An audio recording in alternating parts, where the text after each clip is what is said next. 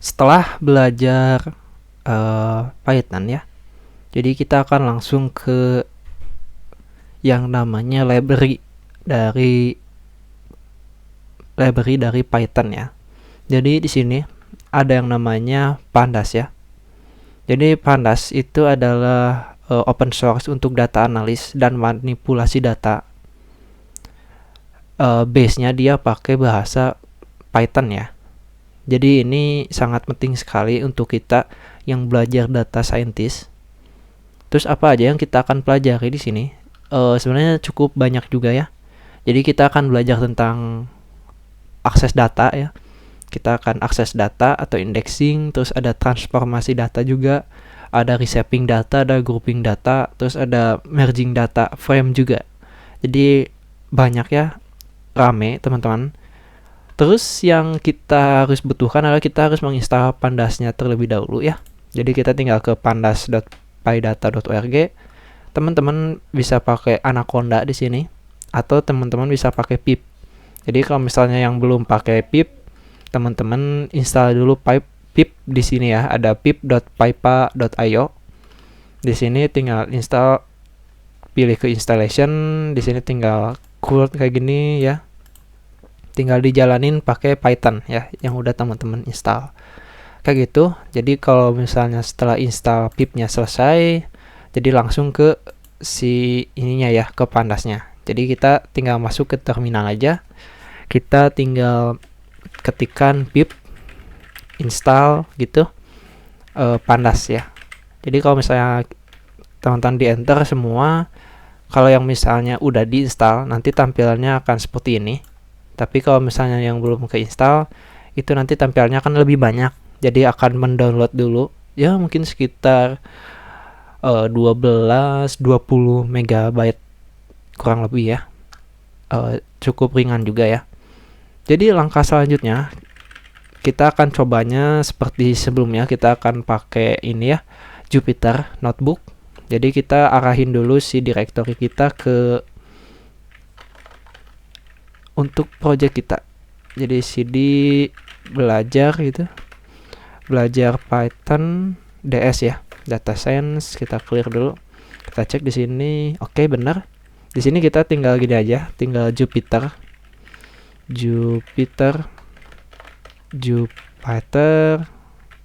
itu notebook ya, kayak gitu. Kita tunggu loading dan nanti akan tampil ke browser kita ya. Nah ini, jadi ini sedikit info aja. Jadi yang kita tampilkan di sini itu dia sifatnya browser ya. Jadi bukan cuma untuk data analis doang, data scientist doang si Python ini. Jadi si Python juga kita bisa gunakan untuk misalnya web ya. Jadi web backend ya. Jadi bagus sekali. Oke, jadi yang pertama ini kita akan pengenalan dulu aja mengenai si Pandasnya sendiri ya. Jadi si Pandas ini punya dua objek ya.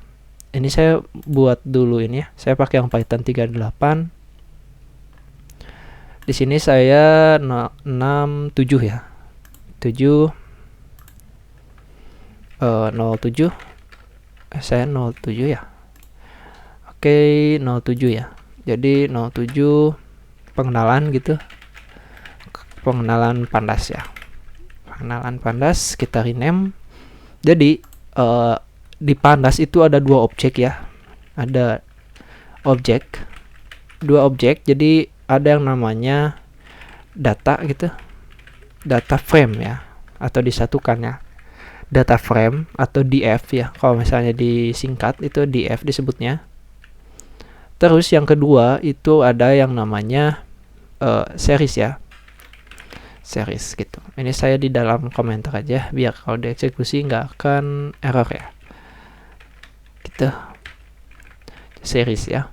Jadi si data frame sama si series ini objek tempat kita menyimpan data ya. Jadi kita menyimpan data secara terstruktur. Jadi perbedaannya data frame sama series itu terletak di strukturnya dan juga atribut dan metode yang mereka miliki gitu. Cuma ya atribut sama ininya sedikit mirip-mirip juga. Jadi nggak jauh beda juga. Jadi kalau misalnya si data frame ya, di ininya dia objek 2 dimensi ya. Jadi kayak array 2 dimensi. Jadi kayak tabel ya teman-teman. Sedangkan si series dia objek 1 dimensi gitu ya. Yang ngebedainnya itu aja sih. Jadi pertama mungkin kita pengenalan si series ya, biar yang gampang dulu. Jadi si series ini teman-teman yang dibutuhkan, jadi kita nggak langsung ngebuat series gitu ya. Series gini nggak. Jadi kita harus nge-import package dari luar ya. Jadi kan kita udah install si ininya. Jadi kita harus manggil si pandasnya ya di sini. Jadi caranya teman-teman tinggal gini aja, import pandas ya gitu. Udah. Tapi kalau misalnya nanti kan kita akan menggunakan si nama pandas ini ya. Daripada kita terus-menerus mengulang nama pandas, mending kita lebih persingkat ya. Jadi ada yang namanya AS ya, S PD gitu ya. Jadi nanti yang kita gunain itu si nama PD-nya gitu. Jadi kayak inisial ya. Seperti itu. Jadi contohnya aja kayak gini simpelnya. Misalnya X, saya ngebuat variabel X, kita akses si PD-nya ya, PD titik. Jadi ada sebuah objek namanya series ya, series gitu. Series, terus kita masukin si nilainya. Jadi kalau masukin nilai di series, dia pakai kurung siku ya. Jadi kayak list ya teman-teman. Jadi tinggal misalnya masukin angka 1, 2, 3, 4, 5 gitu. 5 ya. Jadi untuk nampilin ya, kita tinggal gini aja. Kita tinggal print gitu. X gitu. Shift enter. Oke, keluar. Jadi di sini ada 2 ya. Yang ini ada indeksnya. Jadi indeksnya ada indeks 0, indeks 1, indeks kedua, indeks 3, indeks 4 ya. Jadi kita juga bisa manggilnya kayak gini. Misalnya X, yang ini nilainya ya, value yang kita ini. Terus cara manggil salah satunya tinggal gini aja.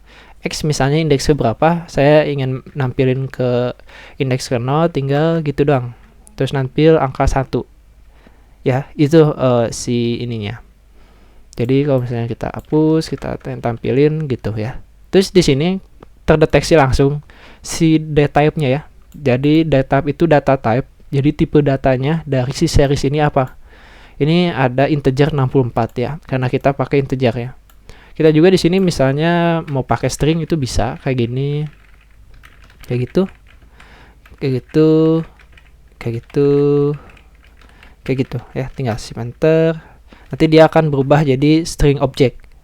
Ya. Itu yang membedakannya. Jadi si series itu dia ada ya ininya itu sumbunya ya. Jadi sumbunya itu memiliki 1 gitu ya. Jadi sumbu yang ini, jadi indeks itu kita biasanya disebutnya sumbu ya. Kayak gitu. Itu adalah si series ya. Kemudian kita juga bisa ngelakuin ini kan dia defaultnya ini ya. Defaultnya dia angka ya. Kita juga bisa manipulasi si angka ini. Jadi caranya teman-teman tinggal gini aja, X gitu ya. Misalnya sama dengan X dot index ya. Jadi kita akses namanya fungsi index ya, method index. Jadi kan kita ada 4 gini, kita langsung masukin si ininya, kita ganti indeks yang pertama. Saya pengen A gitu ya. Terus ini B gitu. Terus ini C, terus ada D gitu ya. Satu lagi ya, D, E gitu ya. Kalau misalnya kita enter, ini akan berubah ya si indeksnya. Gitu. Jadi simpel ya teman-teman untuk penggunaan ini. Jadi kita juga, tapi yang perlu diperhatiin ya teman-teman, kita harus dari antara nilainya yang kita input sama indeksnya itu harus sama. Jadi kalau misalnya ini kan dari 0 sampai 4, nah ini juga kita harus dari 0 sampai 4 gitu. Ya. Terus kemudian untuk misalnya ngecek tipe datanya apa. Jadi bukan tipe data di dalam ini, tapi di tipe data si seriesnya. Kalau kita mau buktiin, oh ini series ternyata gitu ya. Jadi kita tinggal gini aja, kita tinggal print gitu. Kita masukin yang namanya type ya teman-teman. Type, kita masukin X-nya gitu. Kita tinggal shift enter, dan di sini ada tipenya. Jadi dia ada kelas pandas dari inti, terus namanya series ya, di series gitu. Jadi itu untuk si series ya. Sekarang kita langsung masuk ke si data frame ya teman-teman. Jadi sekali lagi, kalau misalnya si series dia satu dimensi ya kayak gini doang, sedangkan kalau misalnya si data frame dia 2 dimensi ya. Data frame gitu ya. Jadi si data frame itu lebih terstruktur ya teman-teman. Jadi dia menyimpan data yang lebih terstruktur ya. Dia memiliki 2 indeks sebenarnya. Ada indeksnya buat si barisnya, terus ada indeks buat si kolomnya. Jadi dia kan 2 dimensi ya. Kayak gitu. Terus kalau misalnya nanti dalam satu kolom, dia harus punya tipe data yang sama ya. Kayak gitu ya. Tapi kalau misalnya antar kolom data frame-nya, jadi kita kan bisa punya ada beberapa kolom ya di sini nanti. Itu bisa beberapa tipe data ya. Jadi seperti biasa, kita coba dijalanin ya. Ini saya mungkin akan pisahkan ini. Saya akan pisahkan ini di sini gitu. Jadi biar import semua gitu ya. Ini gitu sama. Saya hapus dulu. Seperti itu ya. Jadi kita masuk ke data frame. Jadi data frame biasanya disingkatnya df ya teman-teman. Jadi df misalnya data frame gitu. PD dulu, PD dot misalnya data frame gitu ya. Jadi data frame. Nah, bedanya sama si series, kalau series kan pakai list nih ya. Nah, kalau data frame dia pakai dictionary. Jadi ada apa namanya? Ada si value-nya, ada si ininya ya, si indeksnya. Jadi tinggal gini aja.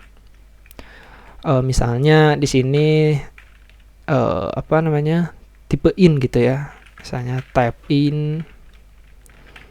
Jadi tipe int-nya dia kita kasih nilainya. Nah ini sini kita pakai list lagi di bawahnya, kita 50 misalnya tambah 25 gitu ya. Nah terus kita pisahkan koma, kita buat lagi misalnya tipe string gitu ya, tipe string gitu, kita titik gitu, mana kita titik, kita masukin si ininya. Jadi misalnya ini A gitu, ini B gitu ya. Terus kalau misalnya kita print ya, di sini kita print gitu, print df, shift enter, nanti muncul ya, muncul si ininya. Jadi dia 2 dimensi ya teman-teman. Jadi ini indeksnya, tipe integernya ini ininya. Jadi kita bisa panggil ini beberapa ya gitu. Ini kalau nggak salah kita bisa lakuin kayak gini. Nah ya, jadi dia kalau misalnya nggak pakai print, dia tabelnya lebih kelihatan cantik ya teman-teman. Kalau misalnya ini enggak ya, kalau misalnya kita cobain aja misalnya gini, kita shift enter, itu malah nggak keluar ya teman-teman. Jadi kita Ctrl Z aja gitu, shift enter baru keluar. Tapi kalau misalnya dia data frame, karena di sini ada nama frame gitu ya, nah kita bisa ngebuat si frame-nya. Jadi di sini disebutnya frame-nya, tabelnya. Jadi biar lebih indah gitu ya. Jadi mungkin nanti ke depannya kita nggak akan pakai print kayak tadi, kita langsung aja kayak gini biar kelihatan lebih jelas ya.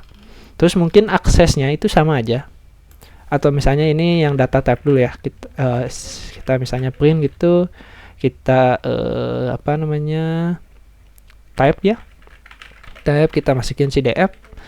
Kita enter, di sini muncul skornya. Nah, yang jadi permasalahannya di sini ya, kalau misalnya kita menimpa si ininya, otomatis si data frame yang tadi, yang tabel tadi nggak keluar. Makanya kalau misalnya kita pakai data frame, kita harus akhiri. Kalau misalnya udah ngeluarin si ininya, udah di situ kita buat lagi di bawahnya. Jadi ini saya pindahkan ke bawah gitu, kita cut, kita enter lagi, ini jalan lagi, kita paste di sini gitu ya. Ini masih sama aja. Jadi sini ada data frame gitu ya. Itu. Terus untuk misalnya manggil spesifik, kita bisa lakuin kayak gini pakai kurung siku. Misalnya kita mau manggil kolom type in gitu ya. Kita cobain. Type in, harusnya bisa sih. Kita shift enter. Nah, ini ya, keluar ya angkanya. Nah, nanti kalau misalnya manggil angka, dia akan keluarnya kayak gini ya, teman-teman. Jadi nggak pakai print juga, sama aja. Karena dia cuma manggilnya satu kolom gitu. Terus kalau misalnya kita panggilnya lebih spesifik gitu, dia akan ngeluarin 50 gitu ya. Itu untuk seleksi data ya. Jadi untuk video kali ini mungkin sekian ya.